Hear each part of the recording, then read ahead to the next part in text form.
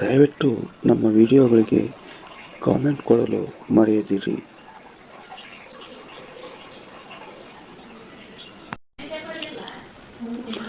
ವಿಜಯನಗರ ಕಾಲದ ಹಂಪೆ ದಕ್ಷಿಣ ಕಾಶಿ ಎಂದೇ ಖ್ಯಾತ. ಬೆಂಗಳೂರಿನಿಂದ ಸುಮಾರು 400 ಕಿಲೋಮೀಟರ್ ಇದೆ. ಹಂಪೆ ಈಗಿನ ವಿಜಯನಗರ ಜಿಲ್ಲೆಯಲ್ಲಿ ಇದೆ. ಇಲ್ಲಿನ ದೇವರು ವಿರೂಪಾಕ್ಷ ಪಂಪಾಪತಿ. ವಿಜಯನಗರ ಕಾಲದ ಮನೆ ದೇವರು ಕೂಡ. ವಿಜಯನಗರ ಕಾಲದಲ್ಲಿ ಹಂಪೆ ಸುಸ್ಥಿತಿಯಲ್ಲಿತ್ತು. ವಿದ್ಯಾರಣ್ಯ ಗುರುಗಳ ಮನೋಬಲದಿಂದ ಹಕ್ಕಬುಕ್ಕರು ಸ್ಥಾಪಿಸಿದ ವಿಜಯನಗರ ಸಾಮ್ರಾಜ್ಯ. 14ನೇ ಶತಮಾನದಲ್ಲಿ ವಿಜಯನಗರ ಸಾಮ್ರಾಜ್ಯ ಸ್ಥಾಪನೆ ಆಯಿತು. ವೀರ ಶೂರ ದೇವರಾಯರ ಆಡಳಿತದಲ್ಲಿ ವಿಜಯನಗರ ಚೆನ್ನಾಗಿ ಬೆಳೆಯಿತು. ವಿಜಯನಗರ ಸಾಮ್ರಾಜ್ಯದ ರಾಜಧಾನಿ ಹಂಪೆ ಆಗಿತ್ತು. ಹಂಪೆ ತುಂಗಭದ್ರಾ ನದಿ ತೀರದಲ್ಲಿದೆ. ಹಂಪೆ ಈಗ ಪ್ರಸಿದ್ಧ ಪುಣ್ಯಕ್ಷೇತ್ರ ಆಗಿದೆ. ವಿದೇಶಗಳಿಂದ ಪ್ರತಿದಿನ ಸಾವಿರಾರು ಗಟ್ಟಲೆ ಜನರು ಹಂಪೆಯನ್ನು ನೋಡಲು ಬರುತ್ತಿದ್ದಾರೆ.